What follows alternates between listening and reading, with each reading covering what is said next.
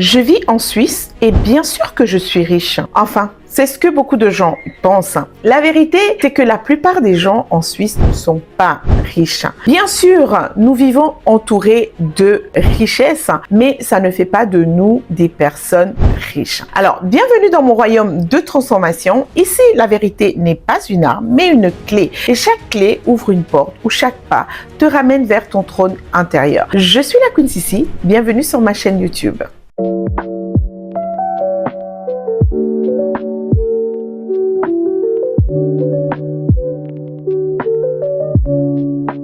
Alors, s'il y a une chose sur laquelle nous allons tous être d'accord, c'est que la Suisse est un pays magnifique. Nous vivons toute l'année sur une carte postale littéralement. L'hiver, les montagnes enneigées, l'été, les lacs qui sont juste sublimes, le paysage magnifique. Et donc, en Suisse, tout est propre, tout est organisé. Bien sûr, les salaires sont élevés, mais les charges le sont aussi. Et le confort existe, mais malheureusement, il est souvent loué, mais il n'est pas possédé. La plupart d'entre nous ne possédons pas ce dont nous profitons en Suisse.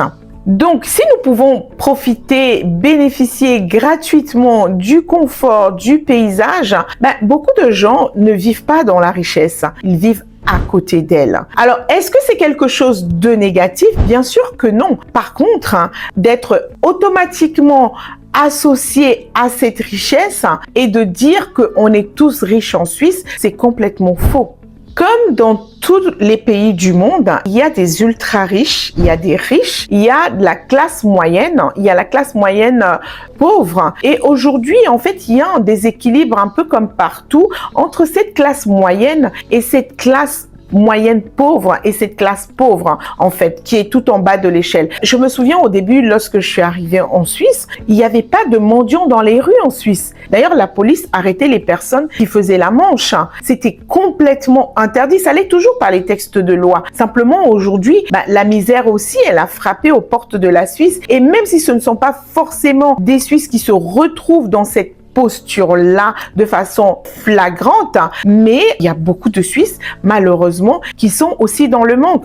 Pourquoi? Parce qu'il y a des personnes qui ont reçu des héritages de génération en génération, mais il y a aussi des personnes qui, malheureusement, n'ont pas maintenu cet héritage-là, d'autres qui ont dû, comme partout, essayer de se trouver une place. Et le système économique ayant changé, la crise mondiale, a fait que une certaine partie de la population qui s'est retrouvée maintenant vraiment en difficulté. Et donc, on a aussi ceux qui se sont installés comme moi, qui sont partis d'ailleurs pour venir ici. Au départ, il y a eu une certaine opulence, un certain confort qui, par la suite, malheureusement, s'est effrité parce que l'économie aussi, elle a changé en Suisse. Et donc, on est vraiment dans cette observation réelle que oui, même si les salaires sont élevés, le niveau de vie l'est tout autant. Les loyers sont très chers, se nourrir c'est très cher, les loisirs coûtent très très cher et les transports en commun. Avoir un abonnement annuel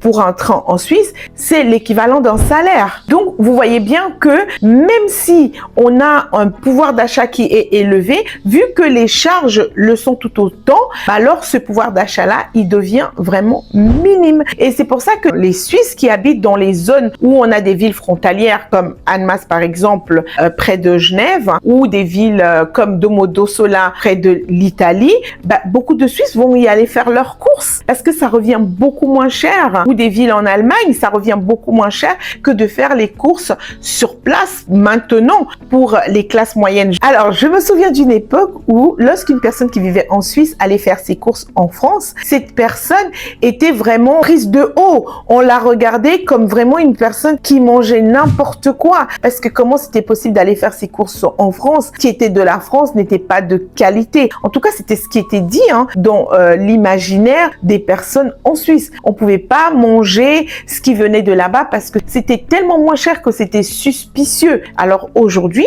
les Suisses cherchent ce qui est moins cher parce que c'est ce qu'ils peuvent payer. Donc, comme partout, on s'adapte en Suisse, on s'adapte à l'économie qui change, on s'adapte aux mentalités qui changent. Beaucoup de personnes qui, il y a encore seulement 10 ans en arrière ou 20 ans, c'est sûr, allaient pas faire leurs courses aux frontières dans les pays frontaliers. Aujourd'hui, ben voilà, les personnes se déplacent sans avoir le sentiment de manger au rabais, sans avoir le sentiment de manger quelque chose de moins bonne qualité. Aujourd'hui, ben on vit pleinement et richement en Suisse selon ses capacités sans se sentir forcément le dernier de la classe. Parce que ça aussi, c'est une mentalité qu'on a beaucoup nourrie en Suisse, c'est que si on n'avait pas les moyens, c'est que forcément on était feignant, on n'avait pas toutes les lumières à toutes les cases. Aujourd'hui, ce n'est plus le cas. On ne se dit plus forcément on n'y arrive pas, c'est parce qu'on est plus bête que quelqu'un d'autre. On sait que la situation est différente. Alors, moi, ce que j'ai compris, c'est que ce n'est pas le pays qui te rend riche,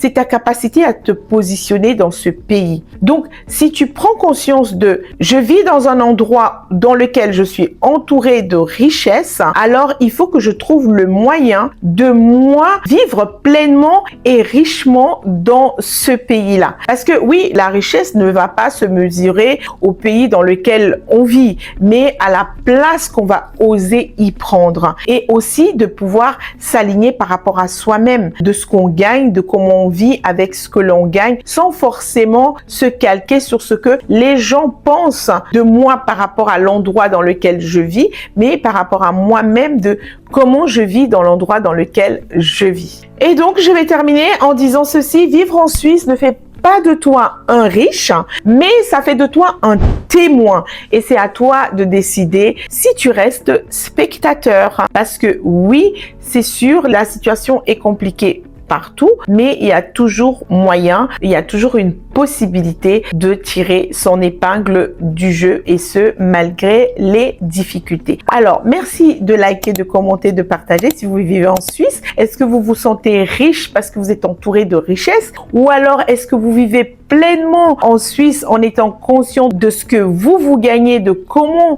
vous dépensez dans votre quotidien, et est-ce que ça fait de vous une personne riche, ou alors ça fait de vous une personne qui est spectatrice de la richesse autour. Je suis la Queen Sissi, merci d'être sur ma chaîne YouTube. À bientôt. Flying down the highway, heading back to my place. Baby, we just need some time, space. Go on time and replay. And we running like a relay.